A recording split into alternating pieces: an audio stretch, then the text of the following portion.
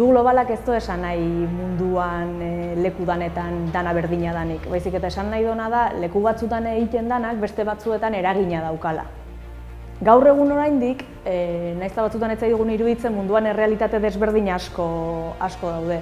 Orduan, etorkizuneko erronkak nik uste dut jungo diela pixka bat bideratuta gizarteak eta agintariek jasangarritasun eta hazkundearen arteko oreka hori nondik bideratzen duten horrek egingo du pixka bat etorkizuneko erronken eta mundu globalaren nondik norakoa horrek zehaztuko du. Nire ustez, gradu berri honek, mundu global honek etorkizunean dauzken erronkak sortuko dituzten behar berriei erantzuten die. Azken finean gu bezalako erakunde batentzat gizartearen eta pertsonen jokaerak eta egoerak ulertzea oso garrantzitsua da eta hortarako askotan teknologia beharrezkoa da.